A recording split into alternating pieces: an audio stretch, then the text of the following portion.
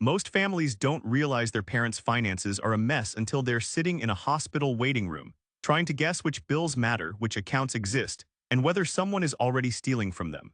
And by that point, the problem is not just the money, it's the chaos.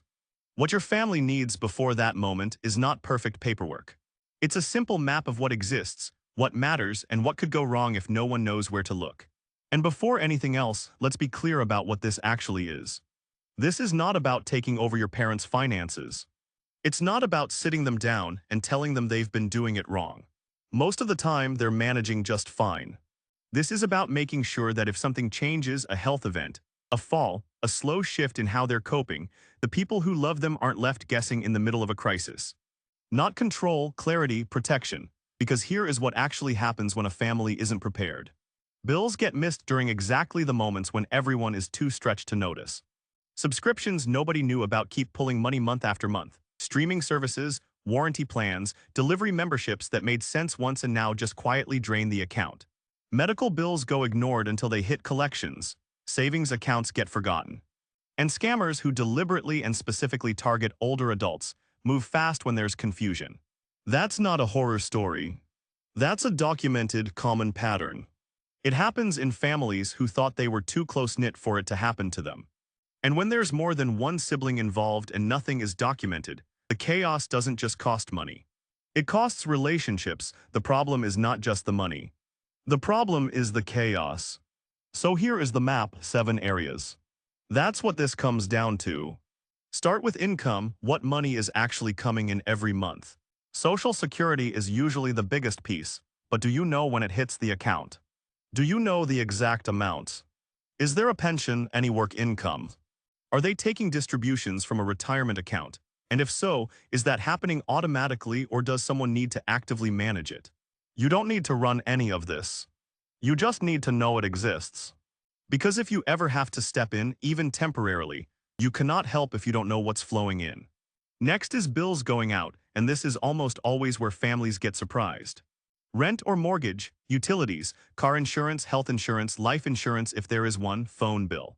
And then subscriptions, because most people have more recurring charges than they realize, and most families have no idea what their parents are actually paying every month. When you go line by line through the statements, the money going out is almost never what the family thought it was. Write it all down, that list alone changes the picture. Third is bank accounts, how many are there? Do you know which account the Social Security payment lands in? Are there automatic transfers set up between accounts? Is there overdraft protection? Some parents have accounts at 2 or 3 different institutions, some opened decades ago, some barely used. Until you know where everything is, you don't actually know the financial situation. You just think you do. Fourth is debt, and this is the conversation nobody wants to have. Credit card balances. Medical bills which pile up quietly and often go unaddressed longer than they should.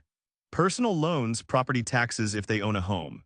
Any outstanding tax issues, especially if there were self-employed years somewhere in their history. You are not asking to judge anything.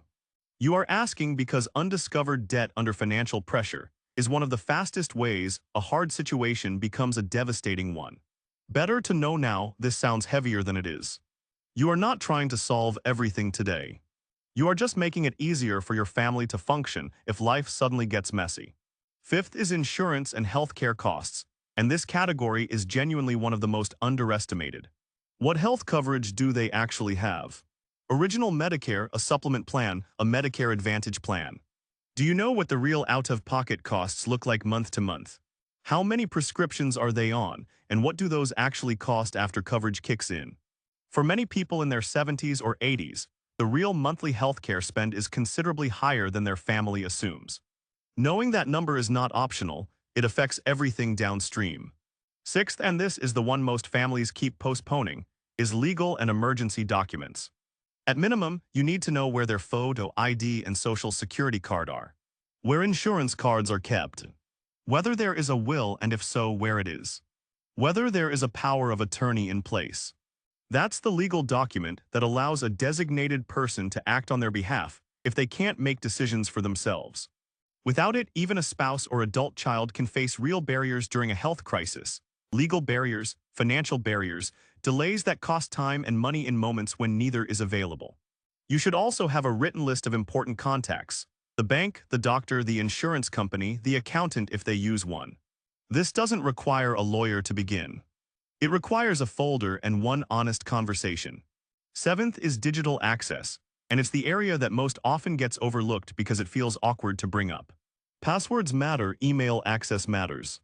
If accounts have two-factor authentication, those verification codes sent by text, and the only phone that receives those codes belongs to a parent who is now in the hospital, you may be completely locked out of accounts that urgently need attention.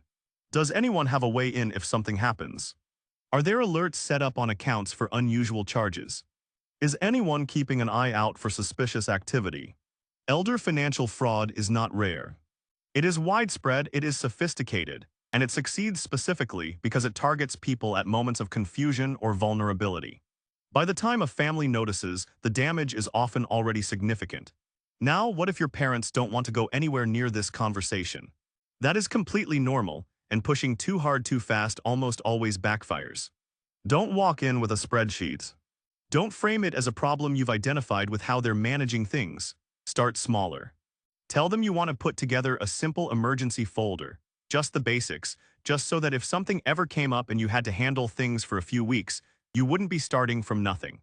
Most parents, when it's framed as preparation rather than intervention, will say yes to at least that.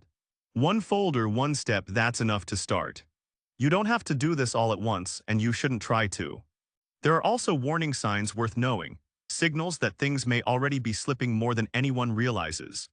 Unopened mail that keeps piling up, late fee notices. Confusion about whether bills have been paid or what's even due. The same charge appearing twice on a statement with no explanation. Small cash withdrawals that repeat in a pattern that doesn't quite make sense.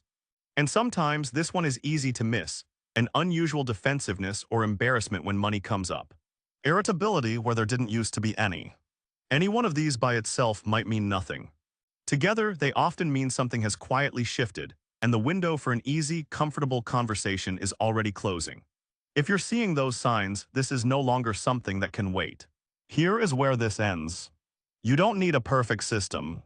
You don't need every document filed, every password in a spreadsheet, every account fully mapped from day one.